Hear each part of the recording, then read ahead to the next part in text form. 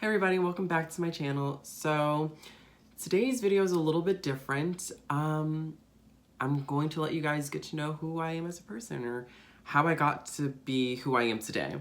I'm kind of going to let you know about my life. It's almost like a draw my life video without drawing. And I'm going to try to keep it under 15 minutes because I don't want to bore you guys with my life. So, where do we begin? Because there's not a lot of people know about me, which is good. I like that. But a lot of people also assume, and I hate that.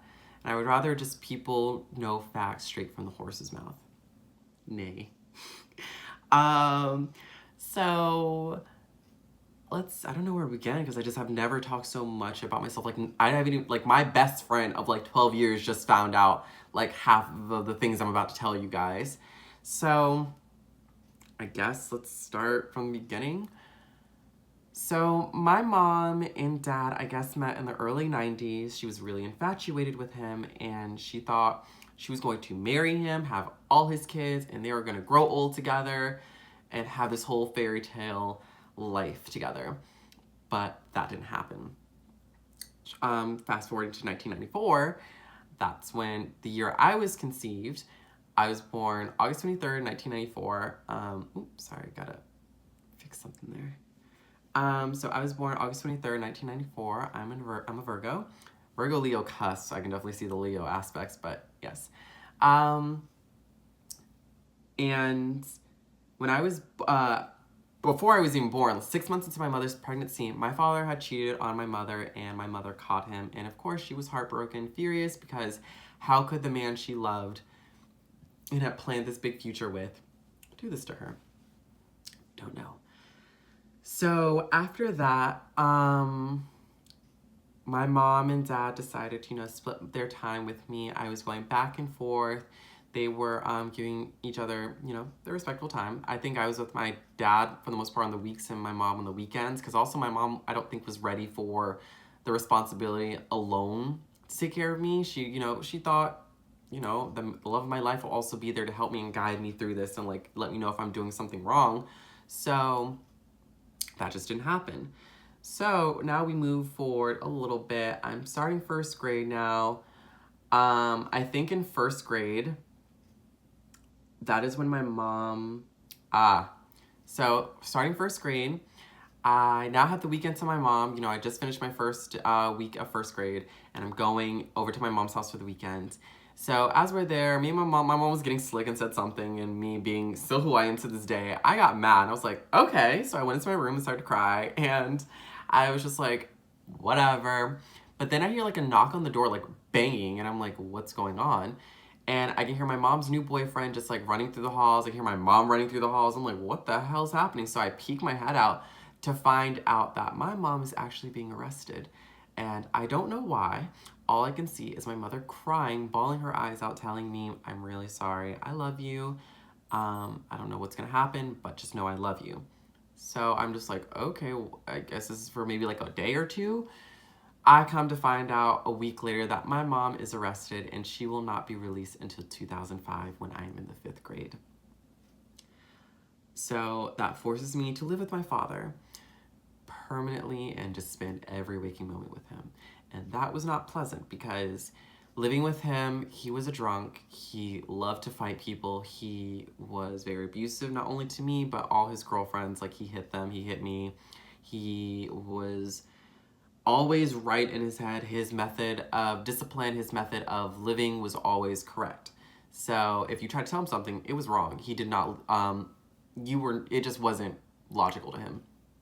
So we ended up,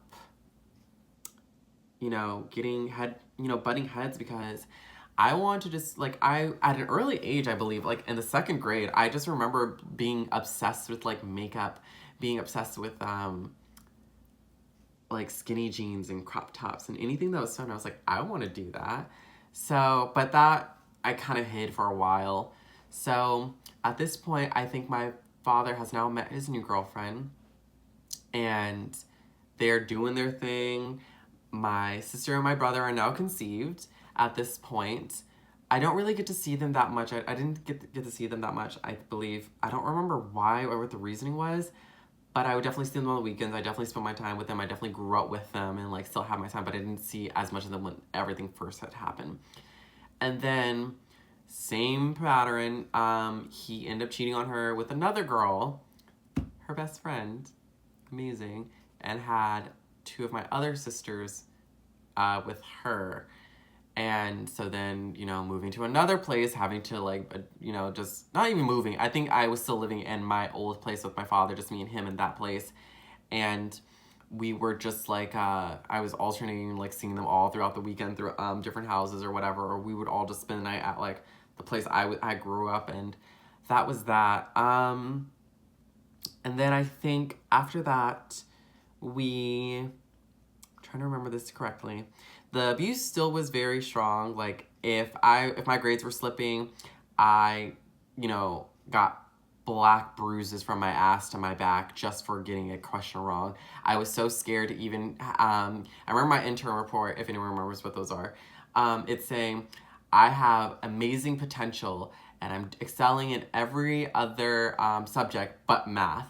That's where my potential is and where my teacher said he feels I could excel in.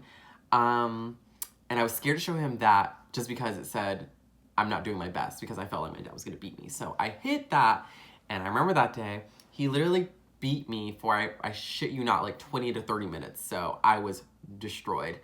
I think one of the girls that had my siblings like called child services, and we were all so scared to just like say that this man was beating us because we felt we deserved it. He made us feel like we deserved it. So we were all scared to like say anything. So we just said, no, he's not touching. He didn't hit us and blah, blah, blah. So after that, this whole back and forth and everything continued. My dad was in and out of jail, but I think at that point he had money because my dad was a drug dealer and he sold a lot of drugs, enough to power his house, to power his house, to pay for his bills, to get these nice cars, to buy me anything and everything I wanted. So anytime my dad hit me, he felt like the only way to like win my affection was through monetary possessions. And I was like, whatever, you'll get my love for like 2 seconds. And that habit kind of stuck with me and it got me to the point where I am today. Then after that, fast forwarding a little bit, my dad was in rehab. He was actually in jail too as well. So for, I want to say 2 years, I didn't have a home. I was actually not, I don't want to say like an orphan, because like you actually go to like a place and they, they select you and they adopt you, but I was essentially an orphan basically. Like I was being bounced around from house to house between these women that I didn't know, my grandmother and other people. And I just remember being so exhausted and just imagine being like 7 or I think I was 6 or 7 at that time, and just saying like, when am I gonna have like a home? Like, when am I gonna call my, like, it kind of makes me want to cry right now, but like, I'm over it. But just think about it like a child, just saying like, when am I gonna have a home? Like, when is it gonna end? So I think before my dad went to jail again, I think it was almost a year away from my mom being released from jail, and they're just like, how about we take your child and we let her stay with the aunt until my mom gets out of jail, which was like a few months away. So a few months go by. I'm living now with my aunt, so I'm adjusting to another home, adjusting to another family, and trying to live by their rules. And so I think it's now 2005. I think of the summer my mom was released, and I'm so happy to have her. She's missed, 5 years of my life. She's trying to make up for that, and she's a single mother, basically raising me, paying her own bills. Like, she had a job while she was in jail. Like, she got into like a center for good behavior, so they allowed her to get a job outside of work and then come back. So she got a job, she saved up, we moved into an apartment, a 2-bedroom apartment. It was me and her. She had a hard time really adjusting because she was still trying to learn who I was and like what I was like. So it was hard for her because I started to explore my femininity, and my mom did not take kindly to that. She did not like it. It was not her cup of tea. I would get yelled at. I was, I was felt that if I told her how I really felt, that I wasn't going to be loved, that I wasn't going to be accepted, and that it was going to end up in another situation just like my father. Like, okay, I'm not going to be loved, so they're going to bounce me to another house. Like, that's literally what I thought was going to happen. So I was like, okay, well, that's going to happen. Living with my mother was very tough, and still talking to my mother now to this day is very tough. Like, we don't have the most traditional relationship, but we try and make it work with, you know, everything. So, living with her was very difficult. We did not get along on every point because I was very, like, kind and gentle. I was very empathetic, and I was just like, no, you can't do that. Like, I remember I was arguing with her about, like, this guy, because I had not come out yet, about this guy and this girl. I think because there was, like, a session on Maury, and they were talking about transitioning. And it's really funny that I was, like, arguing with my mother about transitioning at this age. I think I was in, like, the 6th or 7th grade at this point. And she was like, oh, that's disgusting. I was like, Mom, no, like, that's not fair. Like, these people seem really happy, and, like, they seem to enjoy their self and, like, enjoy the skin they're in. Like, why would you demonize them for such a thing? And she's like, no, it's disgusting. Like, it's not accepted. I'm glad you're not that way, and blah, blah, blah. Little did she know. So, my mom and I are still adjusting to and learning to each other and, like, seeing how we operate.